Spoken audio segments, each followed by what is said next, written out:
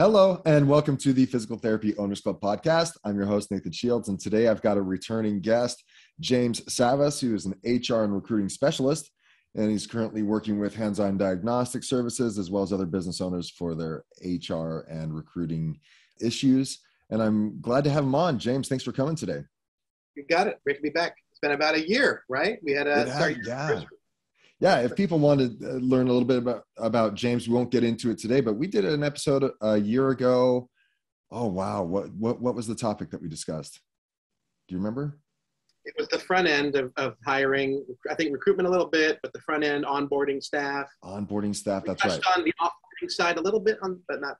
That's right. We had a follow-up episode about getting rid of the dead weight and that kind of stuff. And so this is apropos that we talk about this topic today because we want to get into how to successfully fire somebody or offboard somebody, because we're going to talk not just about firing somebody, but also what to do when someone resigns and how to make that successful for you. I'd highly recommend that the listeners go back and listen to those previous two episodes because these will all be somewhat sequential in nature. But when this came up, this topic came up amongst my mastermind. That someone said, hey, I've got an employee, a physical therapist who's resigning here in the next couple of weeks. And another member of the mastermind said, well, it'd be very valuable of you should, and recommended that you should do an exit survey. And I thought, oh, you know what? That's something we haven't talked about in the podcast before is exit surveys or exit interviews, if you will, however you want to call it. And so I thought, who should I talk to about properly offloading somebody? And I thought of you. Thank you. Appreciate it. Yeah. Where do you want to start with this? We talked a little bit prior to pushing record about maybe the mindset. Maybe that's a good place to start. When you're considering, there's always that inkling that maybe I need to let this person go, right? Or maybe you can help us walk through where someone should start considering and how to consider letting someone go in the first place. I think the first thing is understanding or acknowledging or realizing that you have a partnership with this person. Right? That you brought them into your company, right, wrong, or indifferent. They're your great hire, they're your dead weight, but they're yours, right? So, I think always as a general statement in personnel period is take the viewpoint of responsibility because ultimately you have them there. And I'm not saying it's necessarily owner's faults that things don't go right. I'm not saying that. However, if that's the viewpoint the owner has and senior management of like, why didn't they make it? Why didn't this employee make it? That's a great viewpoint mindset for you because then you go into correction, kind of quality assurance yourself, your processes on when they came in, on the training regimen when they were there, and on the way out. So I think it is very enlightening to me, more enlightening to me when staff are on their way out for any reason. Enlightening of yourself and your process, because then you'll see what you lacked, what you did right, what you did wrong. Because again, that's your partner. You brought them in, you cared for them at some point, you pay them some money, of course. So now you got to end it. And so that's a quick mindset point I wanted to comment on. Yeah, and I think that's valuable in that you have to recognize, okay, where did things fall off? What could we, and if you're not using it as a learning experience to improve, then you're setting yourself up to have the same issue over and over again, right? So what could we do differently during the hiring process? What did they come with, or what could we have vetted better in the recruitment stages, the hiring process, the interview stages? How could we have seen the red flags, you name it? That, or like you said, we brought them on and we were excited about them. We vetted them appropriately, but maybe our training processes could improve, right? How could we set them up for success? I mean, that's essentially your job as the leader, is to set up your teammates for success, right? So how can we improve that foundation that they can build upon? Did we provide them the appropriate expectations ahead of time so that they weren't surprised by anything that came up? Were they made aware of all the policies that were expected of them ahead of time? And if we didn't, how can we do that differently? But, okay, so now we're in this position, no matter what has happened. Now we're in this position. They've either resigned or we recognize that maybe this is going in the wrong direction. We need to consider firing them. Are there any other questions that you would ask yourself prior to saying, I need to let this person go or not? And that's not a clear question. I guess what I'm trying to ask is, Sure. well, I think what I'm trying to ask is, how do you decide if someone needs to go? I mean, it's time to stop all this. It's just time to let them go. You as an owner have been on the fence for a long time. How do you finally make the decision it's time to leave? Good. That's a great way to put it. The clean answer, and I don't pretend to give legal counsel. I just make sure that that's communicated. So do not, take this from expertise and professionalism and what I've done with these own hands in my years. Anybody that is in the HR personnel universe will tell you that documentation, same way when you're treating a patient, documentation, reports, emails, funkinesses that have occurred, the good, the bad, and the ugly. Really, ideally, at this point, you want to let them go, the ugly, right? The ugly-ish. But also, so the data, and also data, it's got to be data-driven, again, like a physical therapist. So if you're driven by data, if you have an occurrence that on March 5th, X, Y, and Z happened, or you have statistics or KPIs that point you to, they had these targets to achieve, they never have achieved them, or the last 6 months they have not achieved them. Like 3 major indicators or evaluators would be reports in their file. There's an old, I don't have it verbatim, but there's an old adage about, you investigate the employee, right? When you have about an inch thick of a personnel file or like so when it's about, again, we all use stuff these days, electronic stuff, but you get the idea that when it's been a little while, and there's a few reports, let's look into this guy or this gal, right? So reports, data, reports, statistics, KPIs, trends, their arrival to current and in between. And really, if you make it non-emotional, right, not emotion, right, and no opinions are allowed. You want to get really raw on like the legal side, it's no opinions, no emotion. Jack Smith was late these days. He failed to achieve these targets that he knew they had. We had a evaluation, accountability meeting of some kind. Right, exactly. Or a review, and we went over it. He signed that he did it. Bye-bye. That's it. So those for sure are things too. It really helps as I'm coaching clients through this when we can get as objective as possible. And that's what we're talking about. Objectivity really helps the situation. Subjectivity and emotion are not going to help. It's going to be a he said, she said. It's going to get emotional and back and forth. And it's not going to be a good learning experience for the person, for the employee who's leaving. And so that's one thing I think owners don't do enough of, is documenting the infractions, so to speak, right? Simply writing up, okay, this is what's happened and this is why it's an issue. And I would take it a step further. What's really helped me and my clients in the past is to really define which value of the company are they going against by performing this action. So if they were late, if they weren't meeting their productivity measures or their KPIs, those are infractions. But what value specifically of our companies? Is it professionalism? Is it integrity? Is it accountability? Is it empathy? You name it. What value are they going against? Because when it's a value-based decision, that's this person's not upholding this value, that also makes it very objective and clear. 100%. Fully agree. Yeah, and it's interesting because, I know we'll probably get into what formal documentation do you need or what checklists. But on that point, which kind of dovetails the 2 points, is, I know that, and you mentioned this too, that ideally, yes, reports are written, or call them reports, call them, I don't know, statements. I don't know. The patient file, notes for the patient file.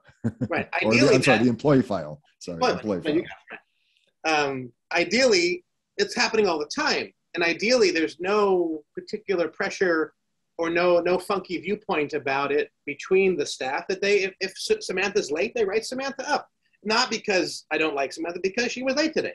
That manager observes this or lack of following through with a policy or procedure and documents it. That's all. Very clean. Again, no opinion. Just what happened. This I saw it. Same way. Again, it's the same thing you're doing for patient incidents. When something happened, you write down that Mr. Smith felt like he got burnt today from that ultrasound. Okay. Now, did he really? Maybe not. Is it your fault? Maybe not. But he felt that way. So you write it down. So ideally, you do have a system that comes from the top down that everyone freely writes up comments about things. Because I'll tell you something, if you can pull, and that's not easy. That's not easy to do. But if you can pull off a group, at least a management group, at least your top guys and gals, right, that back that viewpoint up, then what you have is what a sane environment you've created. Because everyone's writing. Now, if you see a report occur and the report itself looks very opinionated and nasty, and she never, okay, I'd investigate the writer of the report. But that itself tells you something, right? So if you can get your management and up to, it could be one person in a small, the office manager, it could be the billing manager, in smaller offices. But if you get their backup on this report writing, you're golden. If that's not possible, or you're very small, you can't do it, which dovetails your last point, I would say that at least every 6 months, every year, an official evaluation, or whatever we call them, employee review, at least. If the reports can't happen for whatever reason under the sun, then the reviews or the evaluations. And in those, exactly what you said, Dave, there's categories of, viewpoint or a backup of overall purposes of the company. Or how does the employee align with the purposes? Good, bad, indifferent, why? Blah, blah, blah, blah, blah, blah, statement that you, manager, owner, are writing down. Right. I think that document, and we can go over that if you want to more, but that type of document, it's official. The employee signs that review, signs that they've read what you wrote. It's all very handwritten and very right there, right? Right. So if not the report system, which is, again, really, you should look to do that if you can, right? Then at least this annual biannual review. Yeah, and I think that's where many owners maybe fall short, or don't really feel comfortable, as to, number one, have accountability meetings when issues do arise. They don't. They want. Yeah, as physical therapists, we like to be liked. That's a general personality of physical therapists. And so if we're going to hold someone accountable, now we're the quote unquote bad guy. And we don't want to have that feeling of confrontation in the clinic. However, that's the perfect way to allow people to walk all over you. So in order to be a leader, you need to hold your ground, set the boundaries, draw the lines, if you will, and then have those accountability meetings and have regular meetings, one-on-one meetings with your team. They want that. They deserve that, right? They want to know how they're doing. They want to know what their scorecard looks like. So giving them the opportunity to have an assessment, have a review, I think is appropriate. Ours were, like you said, we talked about the purpose. We also consider those value-based assessments.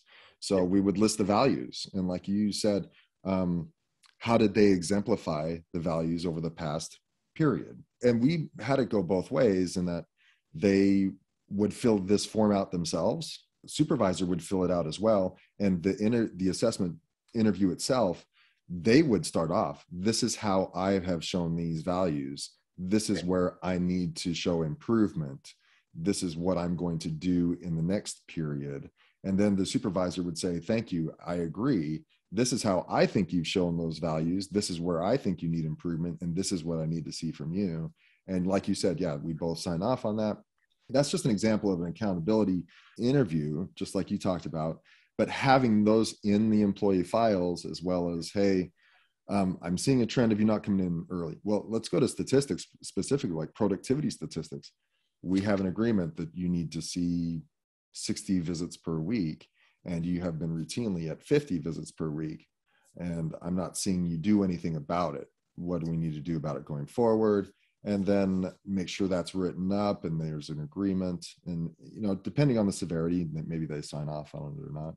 But I think you have to have those things to make it easy for you to it just makes it easier to let them go if that's the case, but it also provides them the foundation to grow and understand and invite them to, hey, either join the team. This is the team over here, and these are the expectations to be part of our team, or you need to find another team to play with. Sure. Okay. Yeah. So, those accountability meetings that can be huge. We set up an employee file. Let me give you this question, because I think this happens more often than not, is they do okay, right? They don't speak negatively of the business. Their performance is on the border most of the time. You ask for improvement, and maybe they improve for a couple of weeks, but then they go back again. How do you decide if you should keep that person on or not? It's a great point. Good question. I guess it's a matter of, are they a willing employee, or are they something else? So are they an employee that takes what you say and applies it, that takes your direction and changes? When you give them orders, directions, viewpoints, policies, they understand it and they do something with it or about it, right? Can you give them a basic, on a very low level? Would they be able to go? I used to run a drill on the hiring side, but anyway, with new employees, if you gave them a very specific order at a restaurant, would they understand and duplicate all the little, mayo on this side and mustard on this side, whatever. Do they understand your communication, and can they operate based on it? So are they willing? Does that happen? Yes or no? No, they don't really listen to me. They kind of, again, they do an average volume of work or whatever their area is. So I think, are they willing or not? Now, a non-willing employee comes in a few different shades. They can be like just defiant and no boss, no. Right? They should be out the door, right? Unless, that's just who they are. If no, okay, yeah. You don't need that for very long. It's easy to fire them. Yes, exactly. They let you know, fire me. Right. Or there's like the behind the back guys, right? The coverty kind of, everything's fine, big smiles, but intentions are what? And that you'll see in the statistics, that you'll see an area, a division or area that's getting kind of like, it's not going well. We can't hold staff here. Or people are unhappy here, or there's complaints. And, tracking that down, it's Peter. That person. It's Sally, exactly. So either you have a willing person that, again, responds to correction, responds to communication, changes as a result of that, can duplicate and understand basic stuff needed by you, by the boss, by the managers, or not. So if you can decide that they are willing, if that's assumed, right? And let's be truthful, at the front end, do they have a general IQ and aptitude for the job? Generally, they have to. That has to be. That's the front end, right? So, assuming those two things are valid, that they are willing, and that they are, of a fair intelligence for the position they have, then, and they're just not doing well. Well, then the answer is they should correct with correction. They should change their operating basis. It should be a very even keel, peer-to-peer, down to their level conversation about what's going on. What are your future plans? How is it going here? I wouldn't even necessarily document that at that point. Right. Just a conversation with your partner that you brought into this group, right? That's not working out well. And if they are a willing person and they're a general good emotional state and so on, you'll find out what it is. You'll find out that, well, it's a rough year, man. It's COVID, or just broke up with my girlfriend or my boyfriend. Right. I mean, you might get that stuff too. You might get, something else. So, but that's just a two-way communication. And that would, if not handle the problem, you get the root of it, or parts of, or roots, pieces of the roots. And there you go. I totally get it. Things kind of suck for these reasons. Can you do the job that you were hired to do? Can we get you, a little bit? Yeah, I guess I can, boss. Cool. Or you know what? Not really. I don't really think it's cool. All right. So, and then so let's look at some other options here. Part-time, PRN, goodbye, You know. Yeah. That's so you have to first evaluate. You got somebody worth it, and their production is just slow, or are they really not worth it? That's the first point. Yeah, I think what I see in owners oftentimes is they haven't held somebody accountable in the past, and so they don't know how to like start doing that now, because that's just is totally different culture, you know, and so it's going to be a surprise to those employees that we're finally holding them accountable. Well, I did this in the past and you didn't say anything. Well, I'm learning to become a better leader. So I decided that I'm finally going to sit down with you and talk to you about it. Right. And so they have to get comfortable with, okay. And maybe they don't also know how to hold that conversation. Right. So I like how you brought it up. Like, how's everything going? Are you happy here? Is there anything else I need to know about? And okay, so now understanding that, we're clear the air, you know, let's look at your statistics. Things aren't going the right direction. You're not producing what the expectations are. Are you aware of what the expectations are? Oh, you're not. Okay, so what I need to see in order for us to be, you know, productive and helping our patients and profitable as a business to sustain our survival, you have to see this many patients per week. Can you do that? Yes or no? And if not, well, let's move forward. Okay, if you can't, well, I don't know if this can work. This partnership can work much longer. How are we going to figure this out? Right. So it doesn't have to be, you just need to see more patients. You know, that's not going to go very far. And like you said, this is a partnership, and you have an agreement between each other that you establish, but now you need to understand both parties need to hold their end of that agreement. Right. And that's what that meeting means, you know. And so I think it's really valuable to, number one, start having those conversations, right? And if they still aren't able to come around, and they're still not doing things, and they're still their patients are falling off left and right, they can't keep them in the patients in the door when they come in. They're leaving after the third and fifth visit. It's time to have that conversation. And so, what would you recommend people? What kind of mindset do they need to have when they go into, it's time to part ways? The owner, obviously. The leader, owner, whoever it is. Sure. Well, let me just comment on one thing you said, which was great. Yeah, you're right. In my experience, that PT owners and other professionals as well, but they're very caring. That's why you got into the field you did, right? Among other reasons. So you care about the staff. And I'll tell you this, that when you're at the point where you're having those conversations, like we just said, or you're further into it, like it's going to go tomorrow, you're gone, or right now you're leaving. When you do it from the viewpoint of care, the same way you might have a tough conversation with a patient about it doesn't look good. You know, I don't know, in PT, we don't have those conversations, but you get the idea that like, it doesn't look good here. So it's the same kind of thing where you really care about that person, and you don't change that. You don't suddenly become a bully or suddenly become something else, right? You're still that guy, that gal with those purposes and those partnerships, those agreements, and you care. And I've even used those words and guided owners to use words like, listen, I care about your success. I care about your future. I care about what we've done here. You're valuable to me in this way or these ways, you have been valuable. So it's really like, part of it has to be acknowledging the good and the agreement, the partnership, you know. So again, so that care thing should never go away. I don't want to sound like you suddenly become the axe comes down and you're like, you have to put your other hat on and you're not the mean guy. It's not at all. You're the same person that had the same relationship. But anyway, it's just a viewpoint that you said shift. For sure. Yeah. So remind me of, I'm sorry, Nathan. No, that's exactly what I asked. Like, what mindset should you have going into that firing per se? And I've really found the conversation should have, I personally like to avoid the details unless I have to, and just say, listen, we've had a number of conversations and it seems like things just aren't going the right way.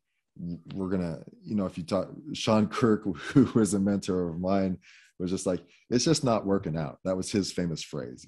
It's just not working out. I like to give them a little bit more and just say, we've had conversations in the past. And so I think it's time that we part ways. I care about where you're going to go. Right. Right. So, but honestly, today is going to be your last day, and go from there. What do you recommend in those conversations? Like, what kind of wording do you use? That is the phrase. Sean is right. I mean, that Right. is the blandest way to say you're out. That's it. And it doesn't necessitate any other accountability, but we're not a good match.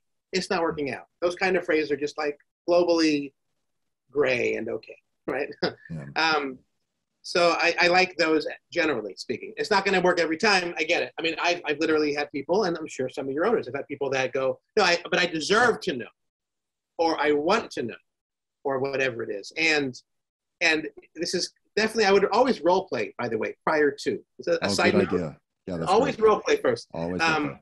Number one, always role play. Number two, always have somebody in the room with you. I agree. Always. I mean, a witness, the good cop, bad cop. There's a million reasons why that's a good idea. And role play with that person. Say, we're going to do this. It's going to be maybe a little sticky. She's not going to like it. I would just be real with that manager. Ideally, it's the area manager and you, owner, or something like that, or the two owners, whatever. Yeah, that is a good bland thing to say. I have gotten into conversations where they demand to know or something like that, and I've held my ground that I don't have to give you a reason other than what we've gone over in your last talk, or other than what we've gone over in your evaluations. Mm-hmm. I'll give you copies of that if you would like. The stats, if it's a statistical point, I can give you copies of the graph if you'd like. I mean, fine. I mean, again, you went down, that's evidenced here, that's it.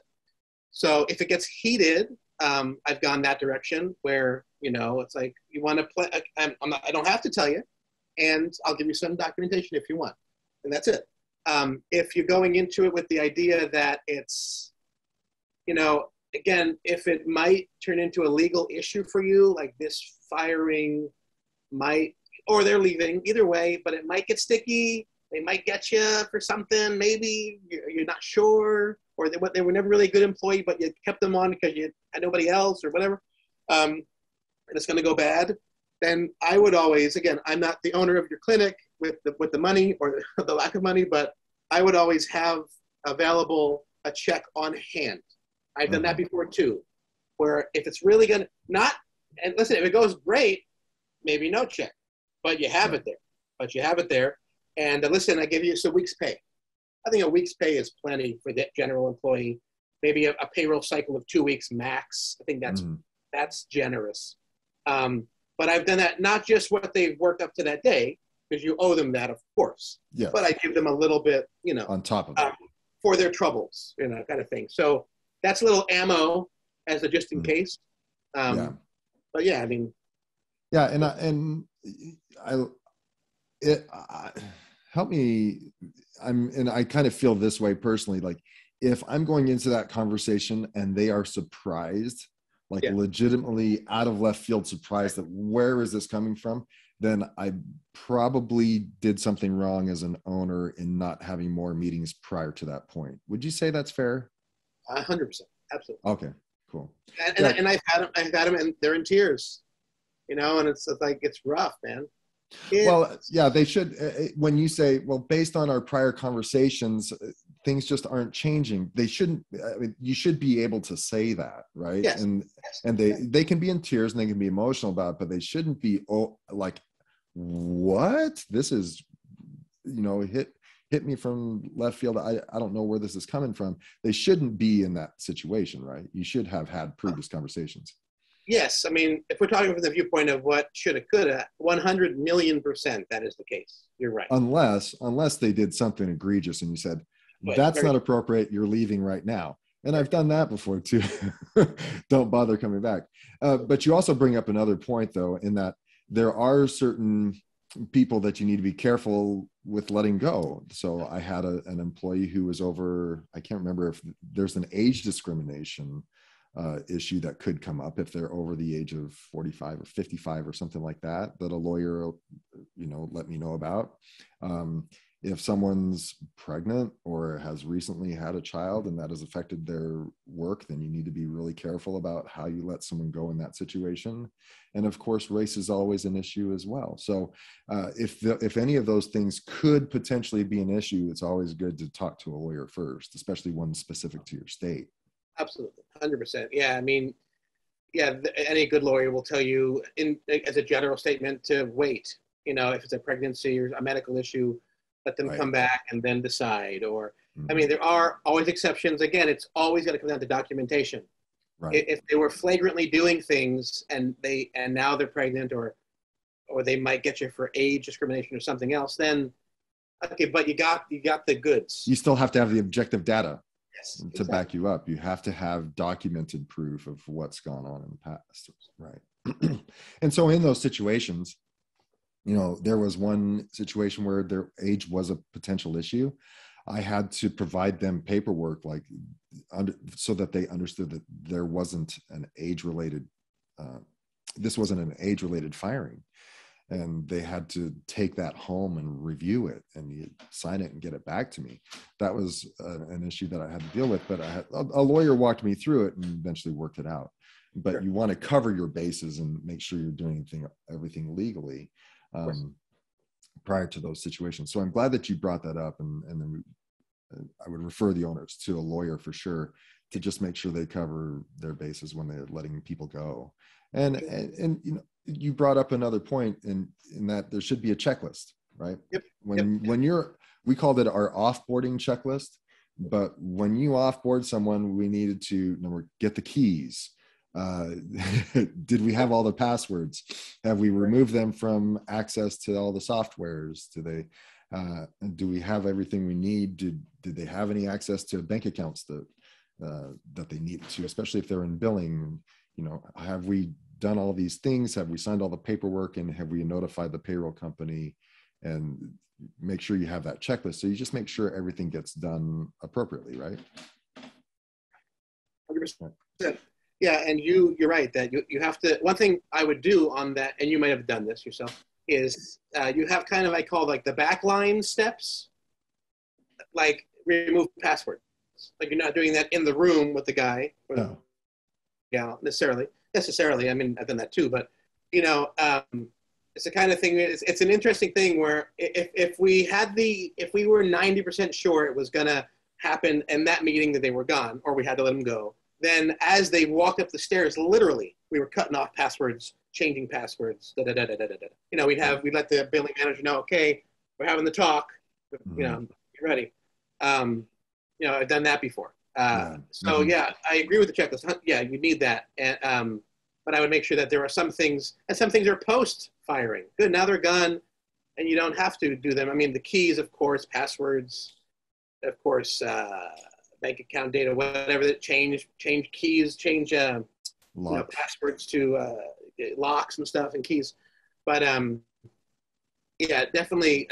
You know, I've done that. I've actually had it in the room with me, the checklist. Now, I would call it two checklists. I had a master checklist of these processes. Get keys back, about that I controlled. No one saw that but me or my manager. Kind of just like and then it went to the file when they were done. Like, we did this. But then I had another document in that meeting, like a final, like it was the last meeting. We knew it, right? I had that there. And it had interesting results. It was a list that went over that the person had to acknowledge that to the best of their ability, they were not being let go for reasons, race, sex, age, and so on. And that, again, to the best of their knowledge, because they can assume whatever. And it was an interesting, now, is that a legal point or else? No. But imagine what that creates, right, on the other side is, you're going to get a little flag like, what am I signing here? Well, this kind of wraps things up. And, you know, we went over why you were being dismissed because of stats and objective data and so on. I just want you to know that it has nothing to do with blah, blah, blah. I guess not, you know. So they won't all sign it. Let's just say that. Let's be very overt about that. However, the idea of that type of document that they have to kind of mutually agree that it's okay. Again, and it's a funky area. I know that, but one place had that, and it was kind of nice to see the person have to kind of confront themselves, like face. I guess so. And it's always weird. I know that, but it was good to end it. Helped end it. You know. Right. Exactly. Yeah. Tell me about, so what are your thoughts then when someone resigns and says, hey, I'm putting in my 2-week, 4-week notice. I want to be done at this date. There are some situations where you might say, I'll take your resignation and you can leave tomorrow. You know, I'm sure there are those situations. What are your thoughts in general about letting someone stay on for 4 weeks? Who do you let stay on? Who do you say take off tomorrow? Yeah, that's a great question. It's really about trust, right? It is. It's about trust. I have probably in my lifetime in the area, medical and HR both separately and together, maybe 5 people, and I've hired a bunch and not fired a bunch, but 5, maybe 10 on the high side that I've let stay. So very few people stay. This is someone that either I know from prior work before this job, we have some kind of connection prior to it, a PT from school, a buddy from here, my personal assistant, you know, that kind of, you know, just a raw employee. I would say of those, maybe 10, 2, 3 were an employee I had no relationship with prior. So yeah, that's very few would I do that. And I would do it obviously with a PT. I would say let me say this first. It's standard for a PT, in my opinion, to give you at least 4 weeks notice, for them to give you at least 4 weeks notice. Yeah, and that should be policy, I believe. Yeah, you know, when they sign on their employment agreement, that there's going to be at least 30 days notice for severing the contract or the agreement. Yes. Fully. Right. I don't think they would need more than 2. And again, it goes back to this willing employee thing. Right. Is it kind of the answer? If there's someone, and trust, if there's someone that they're a good person and you trust them, and you don't feel they're gonna badmouth you or call you names or pull people with you. I mean, it's got to be, there is nothing objective really there. There is no like statistic of when you're leaving, they're leaving. But here's the thing. As an owner or manager, you have to know that if you keep them on, you cannot be surprised by what you get. Let me just say that. So be willing to experience the situation, even if they're a good guy or gal, that you and you have no other PTs hired. You didn't create your bench of potential recruits. Oh no, right? So I got to keep them on, and you know, I would say get rid of them. And I would say the general rule, going to your first question, let them go and say, listen, end of this week, that's it, thank you. Or today, I would like, boom, that's it. But if you keep them on because you need them, or they have to write up their job duties first, or something else, or they were in the middle of all these notes, they got to finish their notes or whatever, then just don't be surprised, we put it that way, that you might get somebody who's on social media, on Facebook, texting your people, yo, man, this didn't work out. And hey, you know, you coming Find me at the next clinic. Yeah, I'll see you in that. And actually, that happened too. So all you can do if you think that might happen in that final interview is be very upfront about it and go, listen, I'm going to agree. I got your resignation letter. Thank you very much. And I'm sorry. And can we salvage this if we want to or not? Okay. No, we can't. I got it. 4 weeks. Thank you for giving me 4 weeks. Excuse me. Acknowledge them for that. And then I need you to do me a favor, John, Jack, Cindy. When someone's leaving, if you're going to keep them on, and you decide that. When someone's leaving, it can get a little funky, right? Because they're leaving. They don't want to be here for whatever reason, or they're moving away for good intentions, but it's not working out. What can happen is, and I would say these things, you might not see it because you're the one leaving, moving on to a different game. But others will ask what's going on. Ask why you're leaving. Patients too. And I really, because you've been backing me up for blah years in this role and whatever, hopefully it's been a little while, I would appreciate that you do not engage in any communication with any staff at all about your departure. This is between me and you and manager blah, maybe. When we hire a therapist, I want you to turn them on to the role, train them up a little bit. I want you to introduce your patients to the new therapist, please, out of courtesy. But I'm asking you, please don't share this with anybody else. I won't. Blah knows that's it.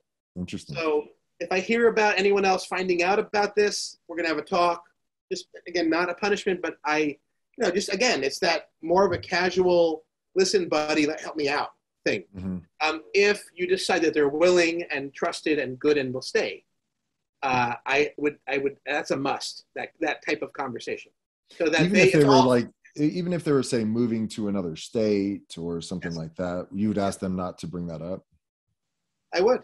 I mean, when I leave a place, when I resign when I have resigned from a job, nobody will know. Maybe a day prior. And I'll give 6-8 weeks. I give them 3 months. Right. Because that's a different level, right? Different thing. But no, they don't know. The staff don't know anything because I'm not acting any different. They don't. I mean, I'm not going to assume they know or nothing. It's business, business, business. We got things to get done, man. Right. And maybe a day before, listen, tomorrow I won't be coming in. What? And, you get that. What? Huh? What? Listen, it's all good. We're doing this, right? Yeah. Uh-huh. So I would say then go two directions with it. I would say yes, even if they're moving away. It disestablishes the area, no matter how they say it. Mm-hmm. They're an established person or a pillar that was there for blah time. They're known for that job. They're known for those procedures and that, that smile in the morning, the handshake, and the blah, blah, blah, blah, blah. And now they're gone. Or they're going, oh no, you're going. Why are we losing staff? Why is... It's a distraction. Total, 100%. So right. Yeah, I would ask the person to zip it as long as they can. If their wife works there, their best friend, their husband, it might leak, and I get that. But sure. I would have a conversation every week with the person. Okay, so are we good still? Are we good? Mm-hmm. Meanwhile, of course, recruitment and move your butt on that side. But yeah. As a general rule, I keep very, very few people when they resign. More than a week max. Mm-hmm. Yeah, and I think people usually keep those people on because they haven't found the next person or out of fear that they might lose some productivity. And if that person's not culturally aligned, is not establishing your values, and they're not productive in the first place, just let them go and deal with the pain of it for a little bit until you find someone amazing. I had a coaching client in Arizona, same thing, had someone who he was just dealing with for a while. And the productivity was meh. And then he complained about things every so often. And some patients loved him, but his numbers overall weren't the best. When that person was finally held accountable, he didn't like it and put in his resignation, which was a good thing, but the client was scared. Now he has 2 new physical therapists on board that are amazing. And he's like, nice. I don't know why I dealt with that person for as long as I did. We're going to move in a great direction now that I've got these other great therapists. There are better people out there, right? There are A players and you can find them. It takes some time. So don't be afraid to let them go. And when the resignation does come across your desk, be okay with it. There's, I don't want to say there's plenty of fish in the sea because everyone's looking for a physical therapist right now, but there are better players out there, and there are people that will work out much better for your clinic, and you'll be a happier owner if you've got people who are truly aligned with you. Yeah, 100%. Yeah, I mean, you're building a team. Again, it's a partnership. It's a team. It's not just employees. I think that is the legal word for them, or their staff, their employees. At the same time, if the viewpoint is a bit like more along the lines of they're a partner, they're not my friend, that's a different thing, but they're my partner, they're my partner in crime, we're building this together, we are a team. I think that takes some of that separation out of the game of like, oh, boss and junior, whatever. But yeah, no, it's good. I dealt with somebody, a client recently and they had to let somebody go. And amazing therapist. She was an amazing therapist, like raved that she had a very unique skill set. But she was just not, like you said, did not align with the purposes and the goals of the group, and was kind of snarky. And some patients loved her, some didn't.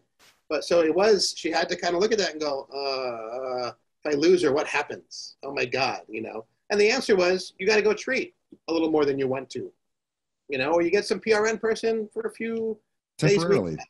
Yeah, exactly, right. So you deal, but then you have in that case, her gun, a little more sanity.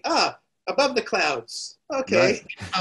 Right. Like you said, you'll be surprised when you get rid of some of that truly dead weight, unwilling staff, and you go, why do I feel better? Mm-hmm. There you go. That's why, right?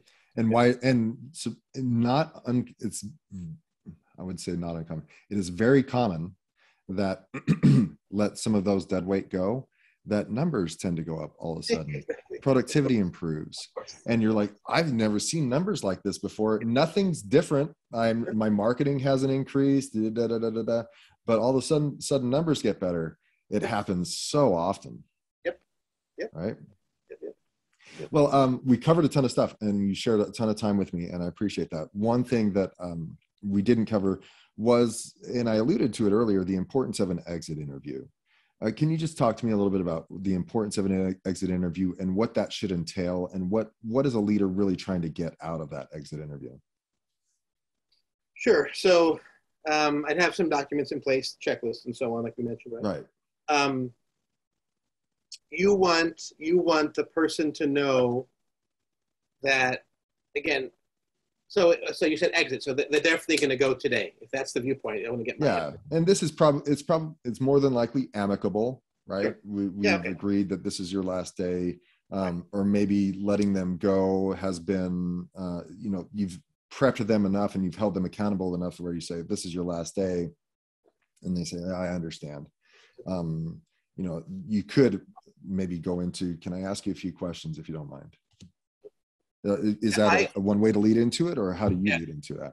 Sure. So I guess it would depend a little bit on when we last spoke about any infractions or problems.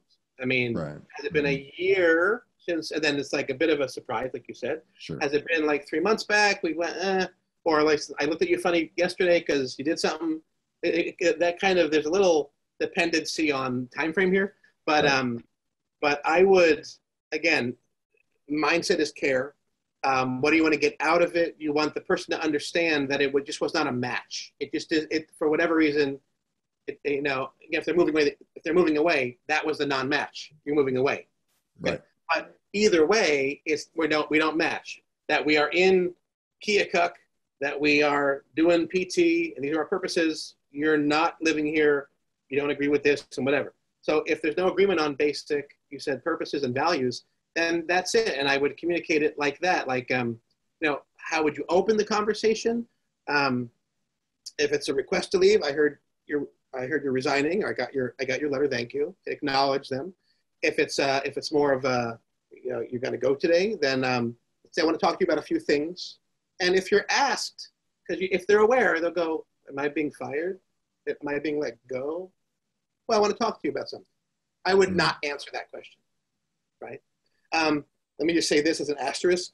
If it's someone that it's going to be a bit of a fight, right? A bit of a verbal, like you don't know how it's going to go, but you need to let them go. And they say that, I've done this. Am I being let go? Should you be? Should I let you go? And what does that do? It throws it back. No, maybe, yes. What did I do? Again, if it's a salty individual, let's put it that way. If it's a little salty individual, okay. I've given them like the, you tell me what's going on. What's going on, Jack? What have you been doing? Look, claws a little bit, right? Right. Again, you didn't say nothing you shouldn't say. Tell me what's happening. And let them originate. Oh, sorry. Or I took that pen. I'm sorry for that, Sure. Or whatever. So anyway, but you want, ideally, you want them to acknowledge and agree with what you say. So you want to be able to say, listen, I want to talk to you about something. Since this, blah has happened, stats, we've had talks not working out. Reason reason. And so what do you have to say about that? Well, you're right. I mean, stats are down, but it's Rebecca's fault. And blah, blah, blah. Gotcha. You are the manager, right? You're the manager of the area, or you're the lead therapist, or that's your patient. Okay. Right. So this is, I'm sorry, but we have to part ways here. Right. Part ways here. But you really would like them to understand, again, it's not working out is always a great first approach. Listen, it's not working out. We don't match up here. Sorry. But 9 out of 10 times, 8 out of 10 times, more than that has to happen, because that's just not enough. Right. Again, they're a salty individual, or you care for them more. I mean, it can go both ways. Listen, these things occurred. Here's some reports. I'll have the reports here. If I have reports, evals here, right? Yeah. Stats here, all that. The check, like I said, maybe, all that's ready to go. And then, so what are you telling me? I'm telling today's your last day. We're going to pay you through the rest of the day today, and I'll give you money or not, severance, depending. Yeah. And that's it. But again, you want to again have it role played, have your head straight, how it could go, and run it how it could go, not how it's gonna go, because you have no idea. In HR, the rule is you have no idea what that person's thinking. You have no idea. They're having a bad day. You're getting that bad day, right? So you don't know. So I would drill it 2 ways. Completely the worst firing ever, and oh my God, that was so easy. Because you'll say one of those things afterwards. Oh my God, that was horrible. Or that was nothing. So I would drill it. I would role play it both ways, always. Someone else there, and communicate. It's just not a match. We're not matching up on some things. Statistics I gave you, not matching. A lot of not matchy. And then, so we're going to part ways here. That can be as clean and simple as it is. But again, you can get heavier handed, a little more. You can tell me what's going on, if you need to. But you have to be kind of ready for that and skilled a little bit. Well, I really like, if a parting of ways goes relatively well and it's professional and there's an agreed upon date, you trusted that person for a period of time, they're moving on to something else, you understand, whatever. I like to have conversations with them. It's not just, okay, it's your last day, you're packing up your things, you here, cut the cake, see ya. I'd like to have what we call an exit survey or exit interview to say, okay, what went well in our relationship here at the clinic? What recommendations would you have for us to change, to do better? What parts of the company do you think we can improve on? And how did you feel about your training? Do you think you were trained appropriately? Do you think, I don't want it to be a bitch session or, a lot of griping, but you're looking for ways you can constructively grow from the relationship and their parting of ways. And so not every firing or resignation is set up to allow you to do that. But I think if you're not looking for that opportunity, you're losing out on that opportunity to get proper feedback and criticism. And some of it could be emotionally charged, and you might, just forget about that stuff. But you could come away with some nuggets for improvement.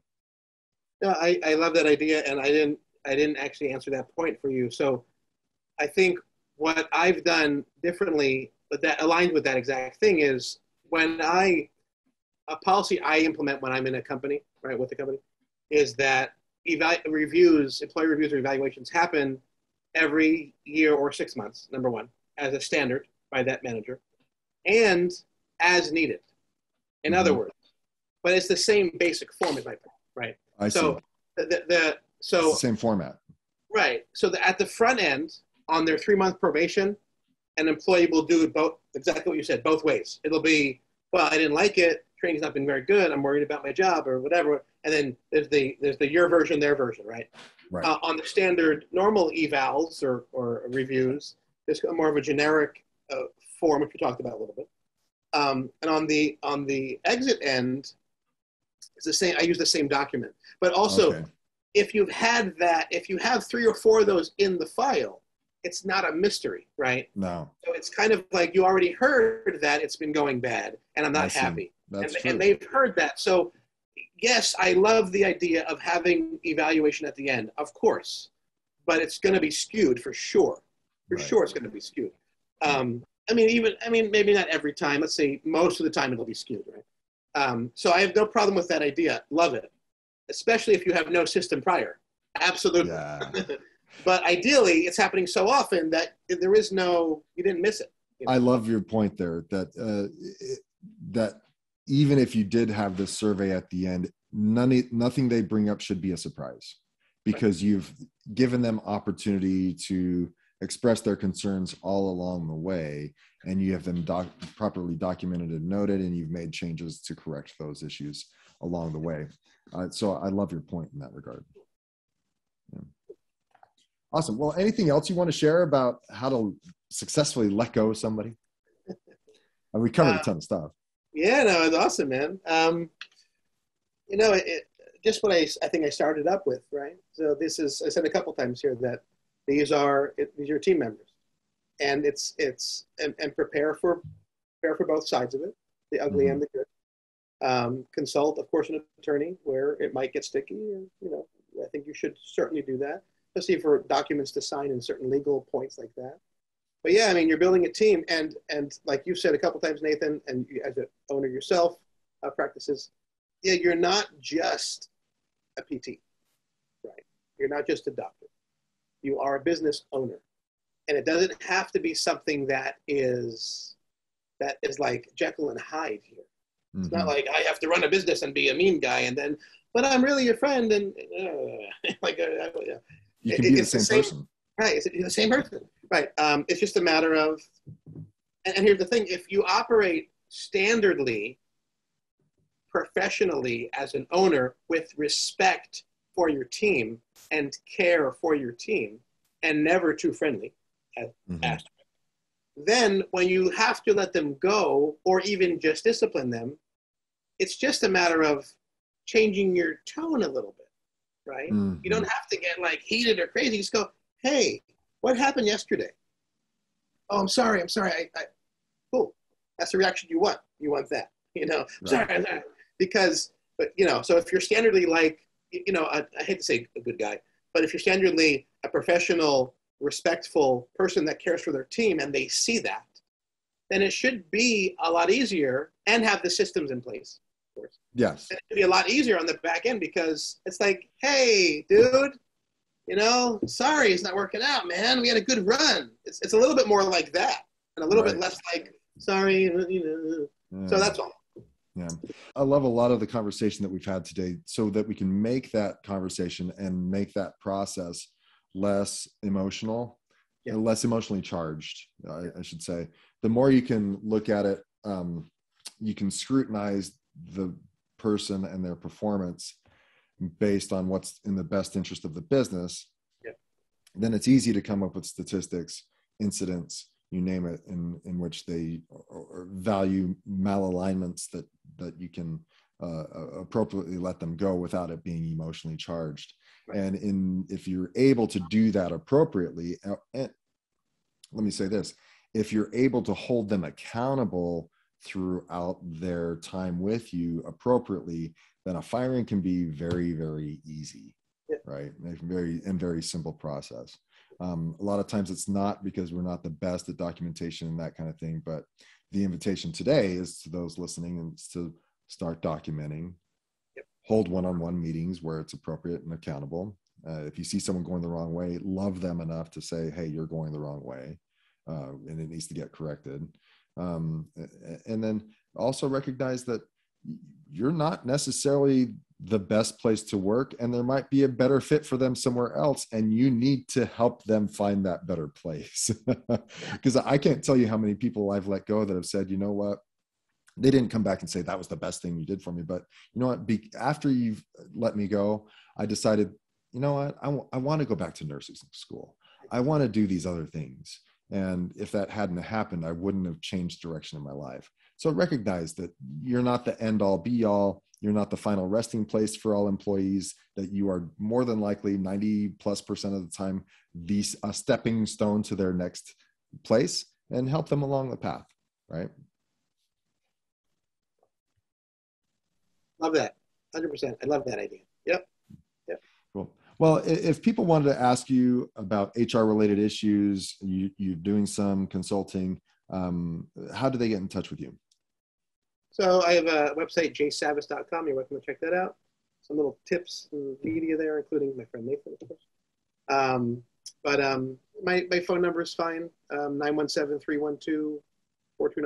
I don't mind a quick text or a call. And then jsavasj@gmail.com. Okay. jsavasj@gmail.com. It was available. I took it. There you go. So the JSAVASJ@gmail.com. Oh, all right. Cool. Well, thanks again for your time, James. I appreciate it, man. Buddy, anytime, and we'll do it again whenever you need me. All right. Thank you.